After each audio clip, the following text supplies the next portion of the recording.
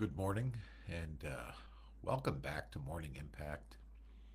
I had started to change the format and to change the time, but I that wasn't working for me. So I wanted to get back to just every day some morning impact for the warriors who win before the world even wakes up. So today we're going to talk about NEPQ, neuro emotional persuasion questioning, and it's the questioning framework that sells without selling. The reason most agents and salespeople struggle isn't because they're not working hard. It isn't because they don't have leads. It isn't because they don't have scripts or even opportunities. It's because they sound like every other person out there on the planet. Most salespeople, they all sound exactly the same. Very robotic, very scripted, extremely pitchy, not to mention desperate. And let me be blunt. Nobody on the planet wakes up in the morning thinking, boy, I can't wait for some salesman to pitch something to me. People don't want to be sold. People want to feel understood. And that's where NEPQ, the neuro emotional persuasion questioning, comes in. You see, it's not another script, it's not a magic phrase or a closing line. Um, this is the science of how human beings make decisions. When you master NEPQ, you stop pushing people and you start pulling them in. You start guiding them to persuade themselves. So today I'm going to break this down step by step. There are 6 steps, 6 levels of questioning, 6 ways to move a buyer or a seller from curiosity to clarity and to commitment. So let's start with this. Step one. Step one are connection questions. This is where everything begins. And if you screw up this part, the rest won't even matter. See, your first job is not to sell. Your first job is not to pitch them. Your first job is to connect with them. Connection questions, they build trust and they build rapport. Not by being fake, not by chit-chatting, about the weather, but by showing genuine curiosity about them. Remember, this is their journey. It's about them, not about you. So let me give you some examples. You can ask something like this. Out of curiosity, what had you interested in exploring a move right now? Can I ask what's motivating this search for a new place? Did you notice something? You're not leading with you, you're leading with them. Because when people feel seen, they lean in.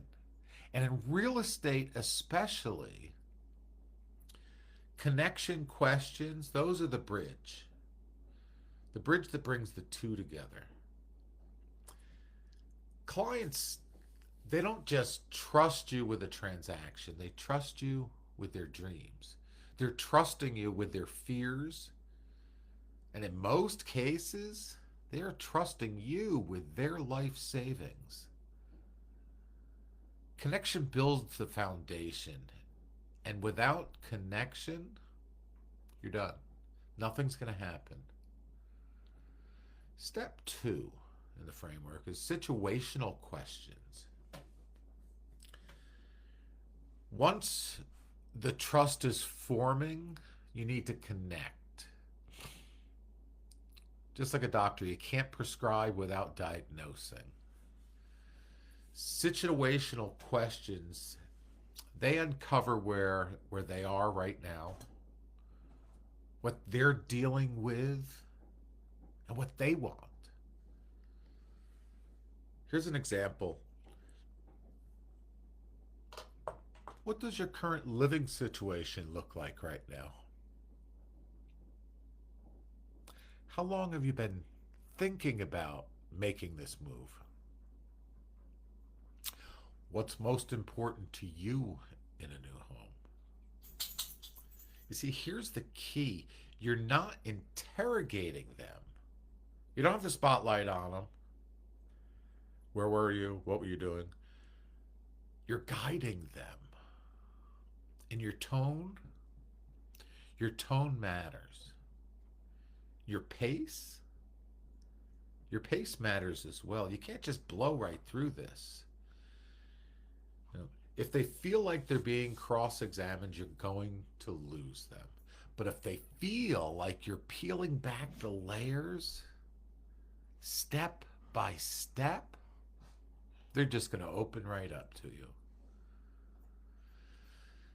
Number three, step three, are problem awareness questions. Now we go deeper. This is where the real magic of the NEPQ starts. Most clients, they don't walk into a conversation being fully aware of their own problems. They may feel discomfort. They may feel frustration, or they may feel dissatisfaction, but they haven't articulated it. Your job is to help them surface it, bring it to the surface, bring it to light, because people, they don't buy solutions. They buy the eliminations of their problems. As real estate agents, we're problem solvers. We should be solving problems for clients before they even know they had them. Let me give you a couple examples here. What's been the most frustrating part about your current place and current living situation? If you don't make this move, what challenges do you see continuing? How is it impacting your family right now? This is where the emotion enters. And emotion is that fuel of decision making. When people start to say out loud what hurts, what's frustrating, what they don't want, you are no longer pushing. They're pulling themselves in and forward. Step number 4, solution awareness questions. Once the problem is alive in their mind, you don't need to pitch your services. What you need to do is you need to get them to imagine the solution. You're painting a vision of a better reality. And it's their own words doing the painting. Here's a couple examples of that. If you could wave a magic wand and change your living situation instantly, what would that look like? How would having more space, less maintenance, and a better location change things for you? And what would that allow you to do that you can't do right now?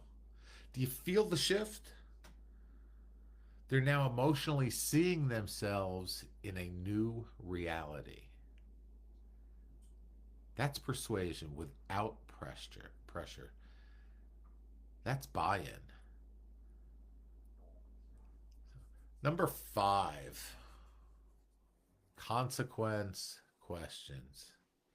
And this is where most salespeople just, they step back and they shy away.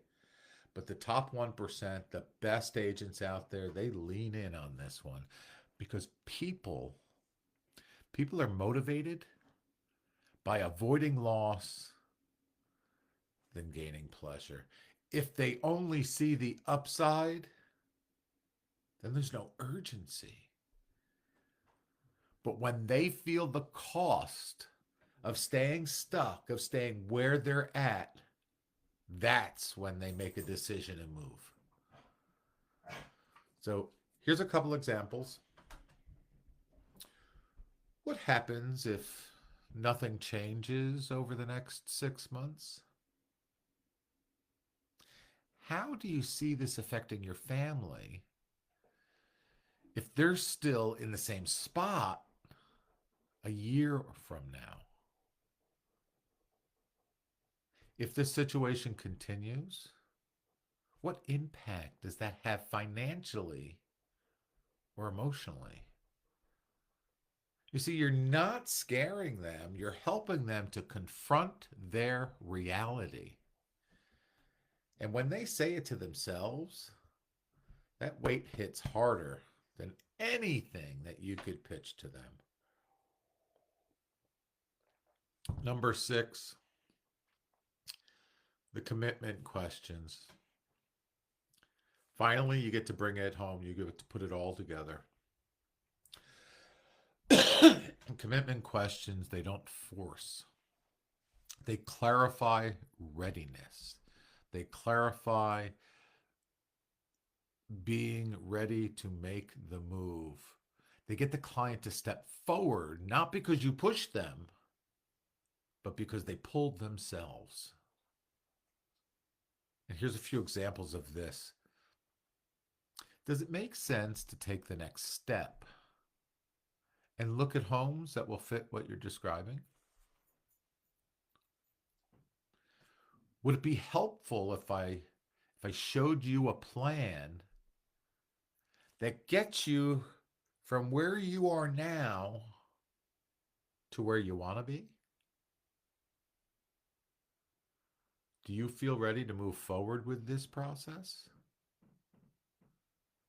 Notice it's not, are you ready to buy today? What can I do to put you in this house? Just like those used car salesmen. And believe me, I was one of them. It's not, let's sign this contract now. It's calm. It's collaborative. It's safe for them. And here's the truth. When you've executed steps 1 through 5 properly, commitment becomes the natural conclusion. It's not a fight. It's not an objection battle. It's just alignment with their vision and their actions. Why does NEPQ work? Let's pause for a moment and just zoom out. Why does this framework work so powerfully? It works because it aligns with how the brain makes decisions. First with trust. Those are your connection questions. Then with logic and content. Those are the situational questions. Then with emotion. Problem awareness and solution awareness. Then with urgency. Those are the consequence questions. And finally, with commitment. It's time to make the decision. It's neuroscience. It's human behavior. It's psychology. And when you align your questions with the way that our brains are wired, Persuasion, it stops feeling like pressure and starts feeling like clarity. Let's bring this all to real estate. Let's think about your buyers. Think about your sellers. Think about how many times you've lost a deal not because they didn't want to move, but because they didn't make a decision. They didn't decide to move. They didn't decide because you didn't guide them. You stayed at the surface. You stayed surface level instead of going deep. You pitched way too soon. You answered questions instead of asking better ones. NEPQ flips all of that. You become the trusted guide and not that pushy salesperson. So here's my challenge to you today. Stop being a script reader. Stop with the ABC, always be closing bullshit.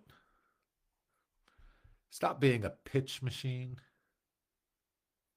and start being a problem finder, a solution creator, and a guide. Because when you use NEPQ, when you ask the right questions in the right order, you don't just close deals, you change lives. You create clarity. You become the one agent, the one salesperson who truly gets them. That's how you win in this game. That's how you separate yourself from all of the noise that's out there.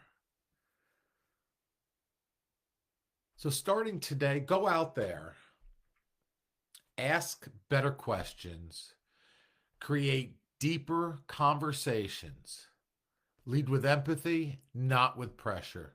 And remember this, people do not want to be sold. They want to be understood. Peace.